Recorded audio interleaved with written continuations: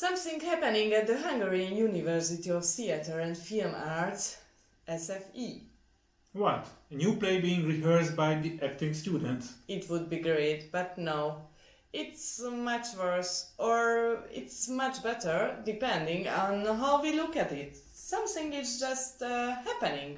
Stay tuned for The Hungarian Sweet and Sour.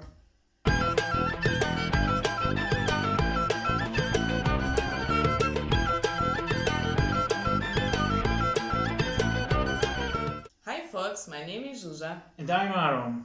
So tell me, what's going on at the uni these days? We need to go back in time for a bigger picture. Okay, let's rewind to 2012 in the town Kaposvár, south of Lake Balaton.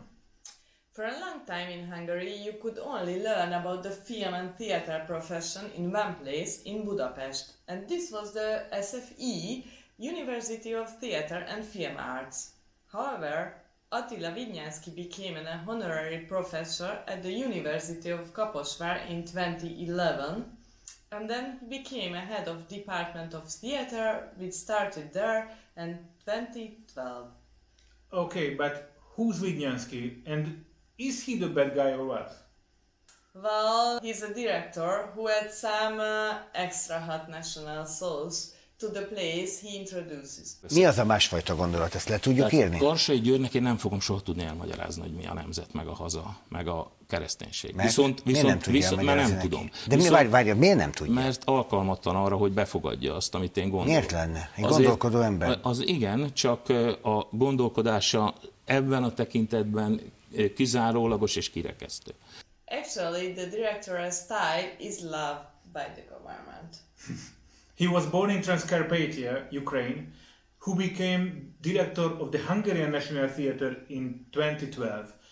In 2020, he became rector of the Ripple-Rónai Faculty of Arts of Szent István University. Is it in Kaposvár? It's in Kaposvár. And then, here comes the twist. From the 1st of August 2020, he became the chairman of the board of trustees of the foundation that maintain the University of Theatre and Film Arts. You are talking about strange things for a university, like a foundation and a board of trustees. What does it mean? Well, it's not a simple story, but it fits well with what's happening within the public education system nowadays. In May this year, a bill was submitted according to which the university should be maintained by a foundation from 1st of September 2020. It means that a dedicated foundation would take over all the university's property, real estate, and decision-making powers. Even the university itself didn't know about the draft bill, although the exact date was revealed by the press. This model change was not liked by many, to put it mildly, and many people protested against it. The management of the university, more than 1,000 plus former students, arts organizations, and many others. However, this type of change has become quite typical these days.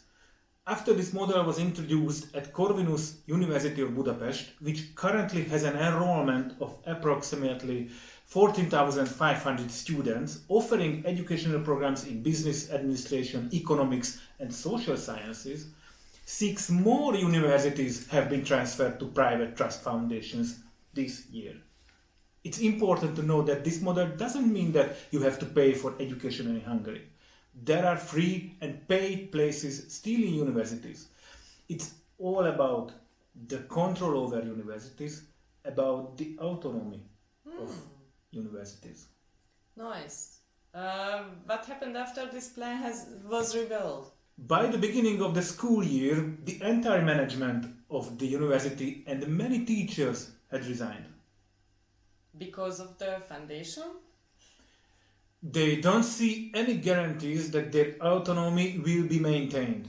The board of trustees, led by Attila Vidnyánszky, also included those who could hardly be accused of having anything to do with the film or theatre world. Like György Bacsa, strategic managing director of MOL, Hungarian oil company, and Oskar Világi, chairman and CEO of Slovnaft, Another oil company. Yeah, you've heard it right, yes. Two businessmen from the oil industry. It's simply insane.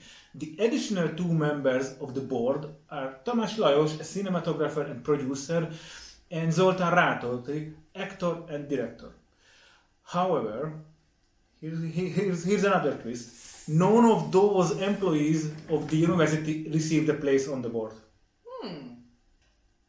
Those who have left and those who raise their voices fear that the autonomy and do not trust Vidnyansky's team.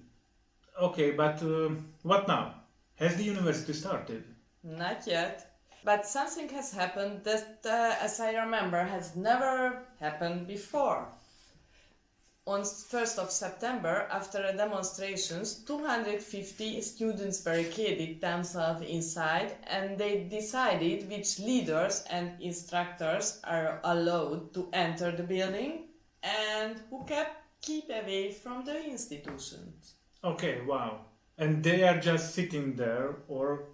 Sitting and eating? No, they don't just sit there. On 6th of September, thousands of people formed a live chain to get a certain point claim to the university to parliament. There is an action or event almost every day and further demonstrations are expected.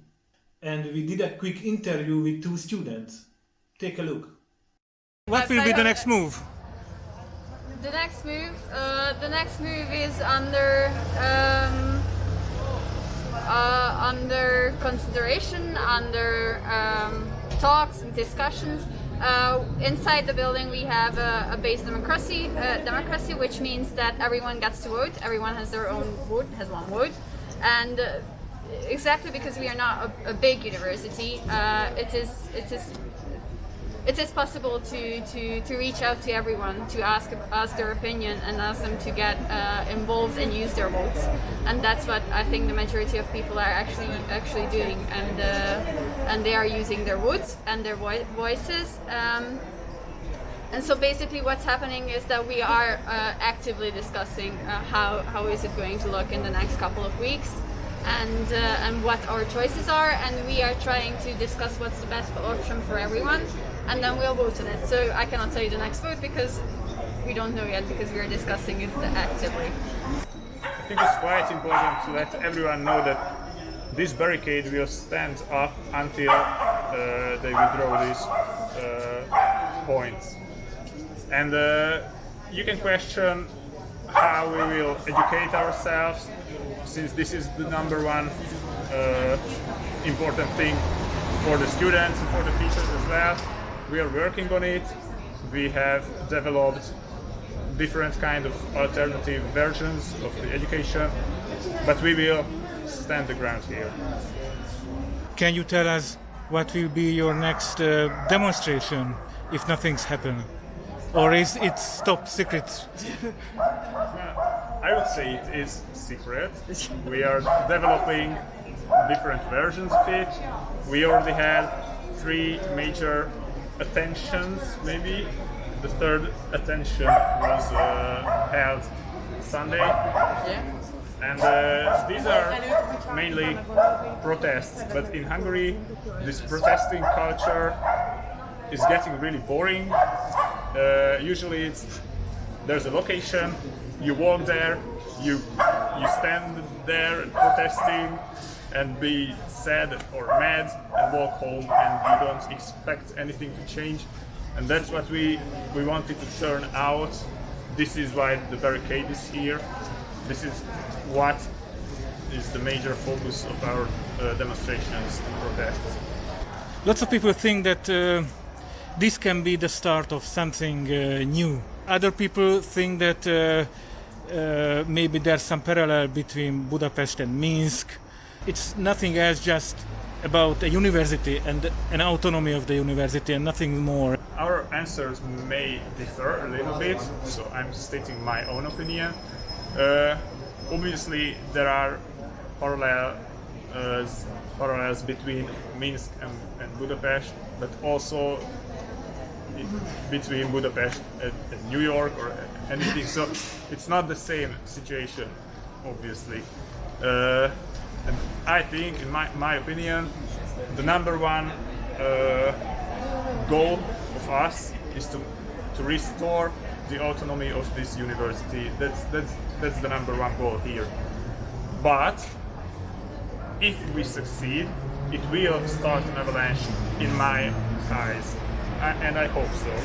From other students from other universities, we have received a lot of solidarity. Yeah, like here there are a lot of people from BMA or just yes, but oh yeah. yes, and Yes. And KIVZ Művészeti, which is the University for Fine Arts, and a lot, Corvinus and a lot of branches of ELTE and so on. Yes. From the university itself, as faculties, we didn't, but from students we have received a lot of solidarity.